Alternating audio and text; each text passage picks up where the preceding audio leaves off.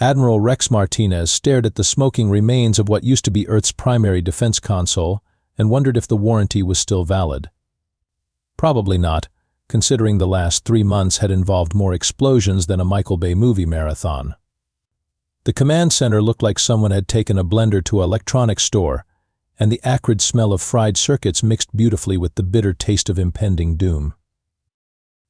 "Well," Rex muttered, adjusting his coffee-stained uniform, "this is either rock bottom or there's a basement I haven't found yet." The air shimmered with that particular brand of alien teleportation technology that always made Rex's teeth itch. 3 distinct groups materialized in his ruined command center, each one radiating the kind of smug superiority usually reserved for people who cut in line at coffee shops. First to step forward was High Duchess Valoria of the Zephyrian Empire, looking like someone had crossed an elf with a disco ball. Her crystalline armor caught the emergency lighting and threw rainbows everywhere, which would have been pretty if she wasn't here to discuss humanity's complete subjugation. "Admiral Martinez," she said, her voice carrying the musical quality of someone who'd never been told no, "your species has fought admirably for primitives." Next came General Throck of the Korthak Confederacy, all 7 feet of him squeezed into armor that looked like it had been forged in the fires of someone's anger management issues. He was basically what happened when you gave a rhinoceros a military academy education and a serious attitude problem. "Admirably stupid," Throck grunted, his voice like gravel in a cement mixer. "Your tactics were predictable. Your technology laughable." The third figure didn't so much step forward as flow forward in a way that made Rex's skin crawl. Hive Node Prime of the Nexari Collective looked like someone had convinced a bunch of insects to wear a trench coat and pretend to be people. When it spoke, the voice came from everywhere and nowhere at once. "We concur with our temporary allies," the collective voice buzzed. "Humanity's resistance was quaint. We have brought terms." Rex looked at the crystalline tablet Valoria held out and couldn't help but grin. "Let me guess. Unconditional surrender, humanity becomes the galaxy's janitorial service, and you 3 get to argue over who owns what's left of our dignity." "Your species shows wisdom in defeat," Valoria said, completely missing the sarcasm. "These terms are generous." Rex picked up a pen from his desk, somehow the only thing in the room that wasn't broken, and signed with a flourish. "There you go. One officially conquered human race delivered fresh to your door. I hope you kept the receipt." "Now then." Rex said, settling back in his chair with the casual air of someone who definitely wasn't surrounded by 3 hostile alien fleets, "since we're all going to be working together, why don't you tell me about yourselves? You know, beyond the whole 'we conquered your pathetic species' thing." High Duchess Valoria practically glowed with pride, which was either metaphorical or had something to do with her crystalline biology. Rex wasn't entirely sure which was worse. "The Zephyrian Empire spans 400 star systems," she began, her voice taking on the tone of someone reading from a very boring travel brochure. "Our crystal matrix technology has achieved perfect harmony between consciousness and matter. We have transcended the crude limitations of metal and flesh." "Transcended?" Rex repeated slowly. "Right. So you're basically space elves who figured out how to make really shiny computers." Valoria's glow dimmed slightly. "We prefer evolved beings who have achieved technological nirvana." "I bet you do." Rex turned to General Throck, who was standing like a statue dedicated to the concept of barely contained violence. "And you, General? What's the Korthak pitch? Join us and we'll only partially crush your bones." Throck's laugh sounded like rocks having an argument. "The Korthak Confederacy conquers through strength. We have shattered worlds, broken the will of 1,000 species. Our dreadnoughts crack planets like eggs. We are warriors born, and death is our art." "Death is your art," Rex nodded thoughtfully. "That's either the most metal thing I've ever heard or the most psychotic. Probably both. Do you guys have greeting cards? Congratulations on your promotion. May your enemies flee before you like leaves before the storm." General Throck actually looked pleased. That is not terrible. Rex turned to the writhing mass that called itself Hive Node Prime. And you folks? Let me guess, resistance is futile. You will be assimilated. Individual thought is overrated? We are legion, the collective voice hummed. We are multitude. We have consumed 17 civilizations, absorbed their knowledge, improved their efficiency. We do not assimilate, we optimize. Optimize. Rex tasted the word like it was spoiled milk. So you're basically space locusts with a business degree. We prefer collaborative consciousness enhancement specialists. Of course you do. Rex looked around at his 3 new overlords and couldn't help but marvel at the sheer variety of ways the universe had found to produce insufferable jerks. So let me get this straight. You've got space elves who think they're better than everyone because they figured out how to make computers out of rocks. Space rhinos who think hitting things harder counts as strategy. And space bugs who think turning everyone into a hive mind is optimization. Am I missing anything? You are missing the point, Valoria said, her glow returning to full insufferable brightness. We are superior. You are not. This is the natural order. Our fleet's number in the thousands, Throck added helpfully. Your fleet number's in the dozens. Simple mathematics. We have calculated all possible outcomes. Hive Node Prime buzzed. Resistance equals 0% probability of success. Compliance equals optimal resource allocation. Rex nodded along like a student in the galaxy's most depressing math class. Right. Superior technology, overwhelming numbers, resistance is futile. Got it. Very original. I bet none of you have ever heard that one before. Since we have time, Rex said, glancing at his watch as if he had somewhere else to be, why don't you educate me on your glorious military histories? I mean, if I'm going to be impressed by my new overlords, I should probably know what I'm dealing with. Valoria stepped forward, her crystalline armor chiming like wind chimes in a hurricane. The Zephyrian Empire has perfected the art of warfare through technological supremacy. Our crystal matrix vessels channel pure energy through harmonically aligned focusing arrays. When we fire, we do not merely destroy, we sublime matter itself into component atoms. Sublime, Rex repeated. Fancy word for blow stuff up with rainbow lasers. Our weapons are precisely calibrated instruments of applied physics, Valoria continued, either not hearing the sarcasm or choosing to ignore it. We have reduced 12 star systems to cosmic dust with surgical precision. Surgical precision, Rex mused. Like a surgeon who uses dynamite instead of scalpels. General Throck shouldered his way forward, clearly not wanting to be outdone in the who's killed more people competition. Korthak dreadnoughts do not sublime. We crush. Our planet crackers split worlds like ripe fruit. Our boarding parties take ships by storm. We have broken the backs of entire civilizations with our bare hands. With your bare hands, Rex nodded. Metaphorically speaking, I assume, unless you've got some really impressive reach. Sometimes literally, Throck said with disturbing pride. The Korthak way is simple. We find resistance. We eliminate resistance. We move forward. Efficiency through brutality. Efficiency through brutality. That should be on your tourism posters. Rex turned to the writhing mass of Hive Node Prime. And you folks? How does the collective consciousness approach the delicate art of interstellar warfare? We do not wage war, the collective voice hummed. We conduct optimization processes. Our swarm vessels overwhelm through coordinated action. One mind directing 10,000 ships in perfect synchronization. We have absorbed the military knowledge of every species we have encountered. We are the sum total of galactic warfare evolution. Rex raised an eyebrow. So you steal everyone else's homework and claim you wrote it yourself. Classic. We prefer collaborative knowledge integration. I'm sure you do.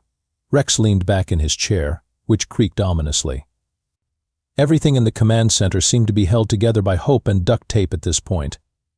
So let me see if I've got this right. Valoria, your people blow things up with shiny lights and call it art. Throck, your people blow things up with big hammers and call it philosophy. And Prime, your people steal everyone else's ideas about blowing things up and call it optimization. You oversimplify, Valoria said, her glow flickering with what might have been annoyance. Do I? Because from where I'm sitting, it sounds like all three of your civilizations have basically figured out different ways to be galactic-scale bullies. You've got prettier weapons, bigger ships, and more coordinated tactics than whoever you're fighting. So you win. Rinse and repeat until you run out of people to pick on. Victory through superior force is the foundation of civilization, Throck declared. We simply optimize resource allocation across multiple species, Hive Node Prime added. Rex looked at each of them in turn. Right, and none of you have ever encountered a problem that couldn't be solved by applying more firepower, more ships, or more optimization. Must be nice living in such a simple universe. Rex stretched in his chair, the movement casual enough to suggest he was settling in for a long chat rather than, say, preparing to drop a conversational nuclear bomb. You know, since we're all friends now, I should probably mention some of the projects humanity's been working on. Just for full disclosure, you understand. Projects? Valoria's crystalline features shifted into what might have been curiosity or constipation. Rex wasn't entirely sure. Oh, nothing major. Just some minor tinkering we've been doing while officially losing this war. Rex picked up a tablet from his desk, one of the few pieces of technology that wasn't actively smoking. Let's see here. Item 1, matter displacement fields. Matter displacement is theoretical at best, General Throck rumbled. We have researched this. The energy requirements are impossible. Yeah, that's what we thought too, Rex said cheerfully. Turns out the trick is not trying to displace the matter so much as convince it that it's already somewhere else. Quantum mechanics is weird like that. We've got 300 ships currently sitting in a state of technically not here about 50,000 kilometers above your fleets.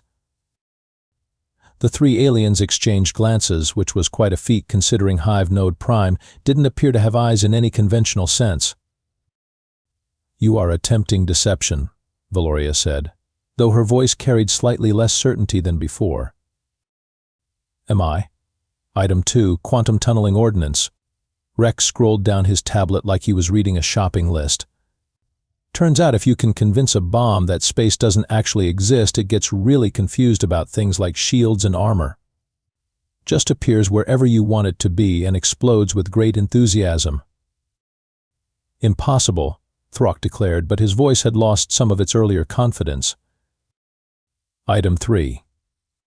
Rex continued, completely ignoring the interruption, weaponized gravitational anomalies. This one's my personal favorite. See, everyone always thinks about black holes as these big scary things that eat spaceships. But they're really just matter that's gotten very enthusiastic about being dense. Once you figure out how to make them on demand and aim them like artillery shells, well, let's just say conventional fleet tactics become rather obsolete. Hive Node Prime's form seemed to ripple with agitation. We detect no energy signatures consistent with these alleged technologies. That's because they're not broadcasting signatures, Rex explained patiently. We learned that from you folks, actually. All those times you thought you were winning battles, we were taking notes. Very detailed notes. Turns out the best way to hide revolutionary military technology is to make sure everyone thinks you don't have any. Rex set down the tablet and looked at his three visitors with the sort of expression usually reserved for explaining something to particularly slow children. The thing about humans, and this might come as a shock, is that we're really good at lying. Not just to other people, to ourselves, to our own sensors, even to the fundamental forces of physics when we put our minds to it.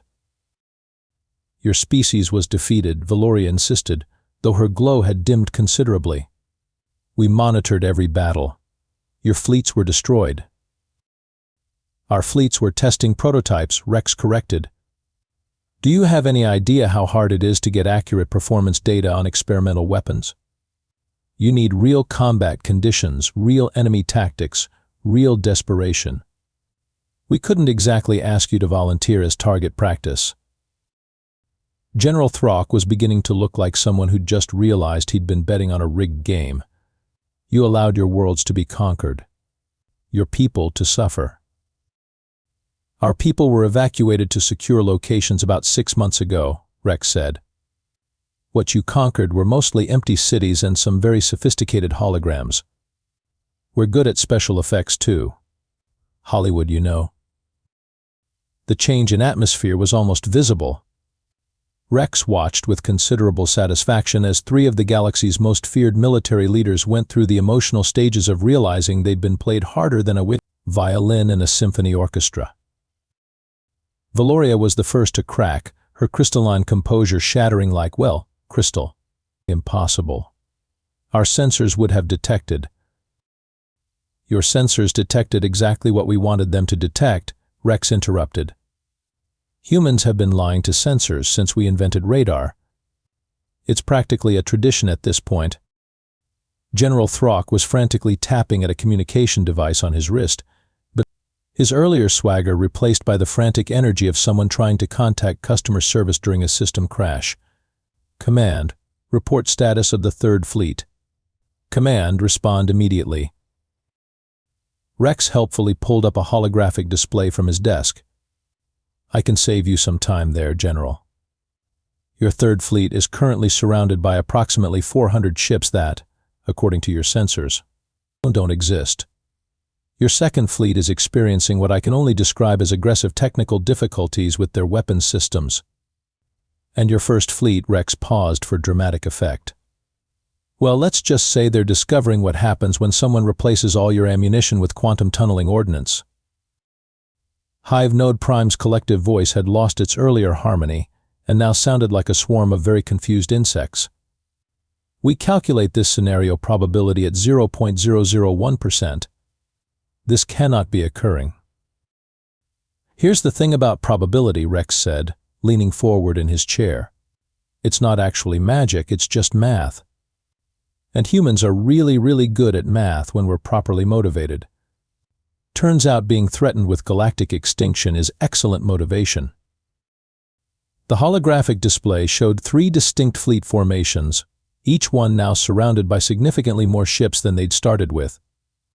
Rex gestured at the display like a teacher explaining a particularly simple concept. See, while you 3 were busy dividing up humanity's conquests, we were busy figuring out how to make your technology obsolete. Every battle you won gave us more data. Every ship you destroyed taught us something new. Every world you conquered showed us exactly how your tactics worked. Valoria's glow had now dimmed to the point where she looked more like a dying light bulb than a technologically advanced being. Our crystal matrix weapons are supreme. Nothing can withstand focused harmonic resonance. Nothing except matter that's convinced it exists in a different dimensional phase, Rex agreed. Turns out when you phase shift your armor, harmonic resonance just passes right through like light through glass. Very pretty light, I'll give you that. General Throck had given up on his communication device and was now staring at the holographic display with the expression of someone watching their life savings disappear into a cryptocurrency scam. This is not possible. The Korthak Confederacy has never been defeated. Congratulations, Rex said cheerfully. You're about to experience a lot of firsts today. First defeat, first surrender. First time someone's explained quantum mechanics to you using small words. Hive Node Prime's form was now writhing with what Rex could only assume was the collective equivalent of a panic attack. We have absorbed the knowledge of 17 civilizations. We understand all possible military applications.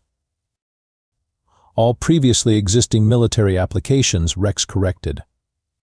The thing about humans is we don't like being limited by what's previously existed. We prefer to invent new and exciting ways to break the rules.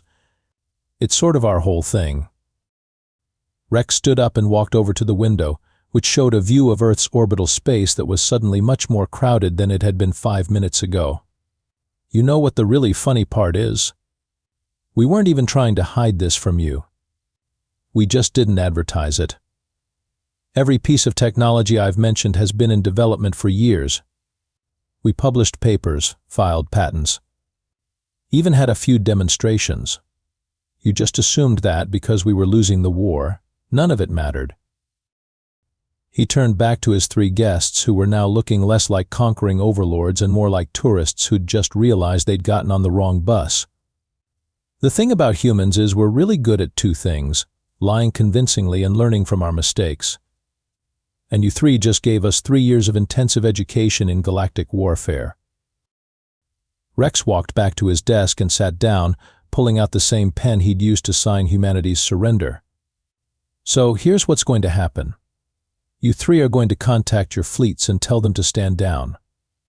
Then we're going to renegotiate this whole treaty situation, because frankly, the terms you offered were insulting. You cannot demand, Valoria began, but Rex held up a hand. I'm not demanding anything. I'm offering you a choice.